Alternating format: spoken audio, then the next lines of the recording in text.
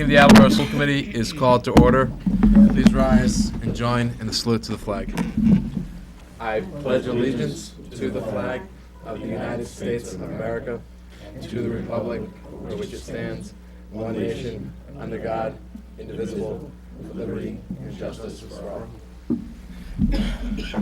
Thank you, and as always, this meeting is being electronically recorded. This is a special meeting of the Attleboro School Committee called to address a few specific issues, and we will start with a item that was inadvertently left off our consent agenda at our meeting last night. A motion to approve a donation in the amount of $1,441.09 to the gifts donation lines to various schools from the Target Take Charge of Education organization in accordance with the school committee memo dated March 14th, 2015. So moved. Second. Any discussion? All in favor? Aye. Motion passes.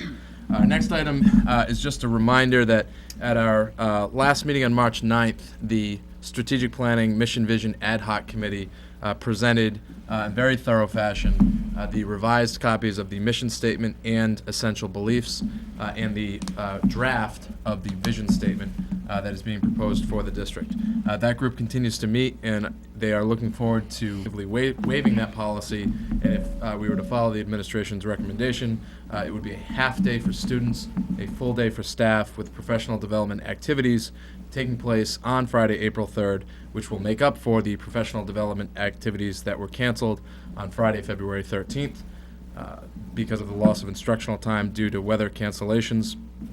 This, if we were to have a school that day on Friday, April 3rd, would move the final day of the 14-15 academic calendar from Monday, June 29th to Friday, June 26th, essentially bumping it up ahead of that weekend, which is a large part the basis for the recommendation. So any questions, Mr. Larson?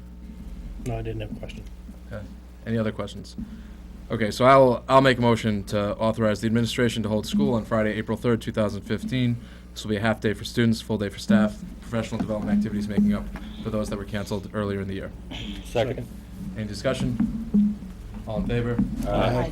Motion passes, and I would just ask the administration to please notify all the building administrators and publicize that as widely as possible so people know to be at school on Friday, April 3rd. Okay, so now we'll get to the heart of the material that we're looking at tonight. The reason that I've convened this special meeting is because, as the committee well knows, over the course of the past year, this school committee has, and frankly school committees that sat in this room before this group, we have had an enormous amount of time consumed by transportation related issues. They have ranged from personnel issues to infrastructure issues to policy issues, and as I think the committee has heard me say on a number of occasions, the administrators have said it, some of you have said it, a school committee, a governing body of a school system that is supposed to be focused on teaching and learning cannot be spending all of our time on transportation issues. It's not healthy, it's not conducive to educational progress, and what Mr. Furtado and I were hoping to be able to do tonight is essentially, to the degree possible, and we all know that there are events that are unforeseen at times. We can never guarantee, in fact I can guarantee there will be some transportation issues that will come up from time to time, but our hope tonight is to get through as many of them as possible so that this committee can go back to focusing on what we committed ourselves to focusing on in our basic agreement that was adopted in January of 2014. So with that, the memo that has been circulated to the committee and made available to the public has various parts to it.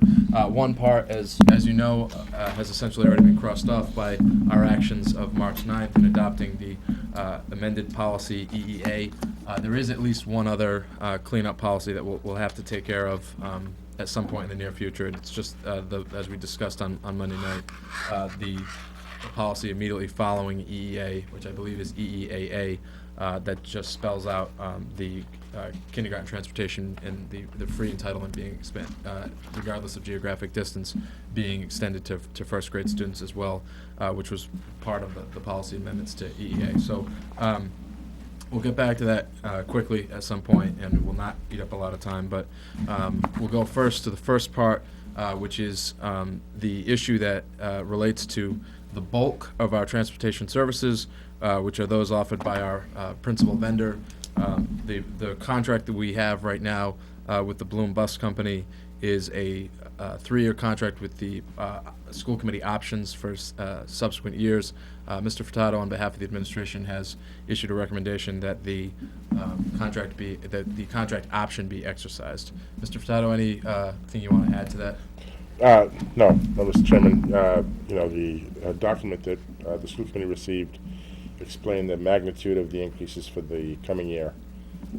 And I could provide the committee members with the actual contract document if that's something you'd like to have.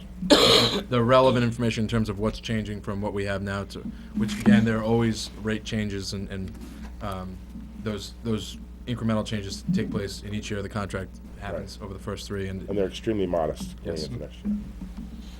Any questions? Any motions? Mr. Larson? Motion to exercise the 4th-year option on the Bloom contract. Second. Any discussion? All in favor? Aye. Motion passes. So Thank we'll move on to the Repairs where, welding door frames and replacing entire suspensions and doing very extreme things to vehicles with 250,000 miles on them. Some of them date back to the early 2000s. Simply because we need a vehicle to provide the services that vehicle is providing. We've discussed the strategy moving forward. We think we have a very good plan in place, but it would require the execution of the entire plan to make it work, and this would be the first step in that execution. Mr. Withers. Yeah, two-part question. I mean, I have no doubt that in my mind, that these vehicles should be declared surplus. And we've talked about it for a while. At the same time, it's no secret that the municipal government hasn't been overly willing to work with us on this issue, going back, this year, to put it mildly. So given that fact, I guess my two-part question is, one, what's the ultimate effect of declaring them as surplus? And secondly, is it premature to declare them as surplus before the next item on the agenda comes through, which is, making sure that we can get money for other vehicles from the municipal government? The surplus declaration does not preclude us from using the vehicles. It's just when we deem them done, they're done. It also initiates the process on the municipal side, because we actually can't do anything until the municipal council follows through with a second vote on surplus. So it's simply starting a process and providing us with flexibility of execution when the time is appropriate. It also means you don't have to come back to us. Okay with me. Mr. Storrs. If they're deemed surplus, but we still maintain all of the buses would be We'll on still site? be running the ones we're running. There were already 4 that we simply can't. Right. We literally, even if we wanted to, we couldn't. So, down the road, once we hopefully get the funding we need to be able to replace them, what is the process or what are the steps that are taken to actually get that vehicle off-site and no longer? That's a great question. There are brokers who handle old school bus equipment, and as the committee knows, some of the we have a van out there with a refrigerator grate that, again, we're not driving. It's in the lot, not being used, but as a front. They take those vehicles and they I don't know what they do with them, but they end up in places like South America and Africa. So it's but they actually bid on them. So we will be putting the vehicles that are ultimately surplus and no longer used out to bid and getting revenue from that process. I'm guessing not a lot. The 71 passenger bus, again, which needs an entire transmission that has about a $6,000 or $7,000 spending requirement. Don't get our hopes up here, whatever you're about to say, all right? I mean, Okay, I'm just, it's in that neighborhood though, that's what they're telling us. right. We haven't done it, we haven't done anything, but we've talked to some people about coming in and looking at the equipment. all right. Sounds good. Any other questions or comments? The motion's on the floor, I believe, correct? No. Want to put it on the floor? Motion to declare the 7 buses outlined on the agenda as surplus. Second. Any further discussion? All in favor? Aye. Thank you. So now, part 2 of that, an interesting question about the sequence. We'll make note of that for the future. This next step, as Mr. Furtado or someone has just recently alluded to, does require authorization from the municipal council. The administration presented this to a subcommittee of the municipal council this past in February. It seemed as though, frankly, it's the second time that the information has been presented. I think it's well known in the municipal government that the district is looking at the possibility of either leasing or purchasing vans in the hope and replacing some of this infrastructure. Again, it's sort of a two-part process. There'll be some outsourcing. There'll be some outsourcing of certain services, and there will be a procurement of either via lease or purchase of vans that will do some of the other work. Mr. Furtado, do you want to just very briefly talk a little bit about how you would envision that work being divided between vans that are controlled by the district and some that are outsourced to secondary vendors? Sure. Again, in multiple discussions with the committee at various levels and various subcommittees, we sort of came to the conclusion that the 12 passenger vans would be the best vehicle for us to purchase. They're the most flexible. They can accommodate practically any student other than a wheelchair student, but we can go out of district with them. We can go within district if we need to. We can access McKinney-Vento students again in a number that makes it economically reasonable when we can put 10 kids on a bus, and it also allows us to default to the lowest level of commercial license required, which is the 7D license. So that in turn, our administrative staff that's serving the transportation office are licensed with a 7D license.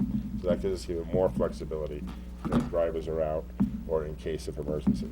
So the message that had gotten back to me through the municipal council and some of our meetings was that there was a reluctance to outright purchase vehicles, but there would be a consideration for the leasing of vehicles. So we have put some numbers together for the leasing of 12 passenger vans, and we'll be proposing some regulations or policy to reflect that for the transportation office. Full programming. Any questions? Anyone? How about a motion? Make a motion to authorize by the school committee to the school administration to, through working with the municipal government, procure vans through either lease or purchase. It will also for the district maintain the flexibility and capacity needed to transport students under the circumstances not subject to the primary or secondary vendor agreements. Second. Any further discussion? All in favor? Aye. Motion passes. There's one other component that was on the memo, and it is implied here but not explicitly stated. The administration does not necessarily need an explicit authorization to outsource the work that is not encompassed by the vans that are procured either via lease or purchase, or the primary vendor. But I think it's worth, just for absolute clarity in the hope of not needing to talk about this at this level again, I would like to entertain a motion to authorize the administration to enter into secondary vendor agreements as needed for work that is not encompassed by the primary vendor or the infrastructure that is controlled by the district. Second. Any further discussion? All in favor? Aye. Motion passes. Okay, so just to recap a few items here. We do not anticipate that there will be any significant personnel implications with regard to this. Employees who we employ now for our infrastructure that doesn't work, essentially the implication would be that they'll be driving vans, and we hope that happens in the near future. Again, that does require our administration to work with the municipal government, but it does not require them to come back here. So we encourage the administration to work expeditiously with our partners in the municipal government to make those procurements and to not ideally involve the school committee, because we prefer to be focused on teaching and learning. We do anticipate some savings here. We see savings potentially from the outsourcing. We see savings from the lack of maintenance that would have to be done. And with that savings, when we continue the discussion about this committee's objective and mission to expand our after-school programming opportunities, particularly at the middle school level, we certainly would hope to see that some of those funds can be invested in a way that provide us some greater flexibility with regard to that. And then finally, with regard, we did, as I said, we have reformed policy EEA. The administration will be providing the appropriate subcommittees with updates in the coming months as that implementation rolls out, and as certain determinations, some of which are the ones that we discussed on Monday, need to be made, namely siblings and the methodology that will be used with regard to calculating routes. Any other questions, comments? Okay, then I just, again, put another reminder out there. Draft vision statement proposed by the Envisioning 2020 Strategic Planning Initiative Mission Vision Subgroup. The vision of the Attleboro Public Schools is to be the center of a community united around education, where all stakeholders value and participate in our collective success. Part of that is keeping the governing body of the schools focused on what the governing body of the schools should be focused on. And it's certainly my hope that the work that we've done here tonight in what has turned out to be a relatively brief meeting will certainly help toward that end. So thank you very much to the school committee. Thank you to our administrators, Mr. Sawyer, Mr. Furtado, and thank you for those of you who are spending your St. Patrick's Day watching Channel 9. Motion to adjourn. All in favor? Aye. Meeting adjourned.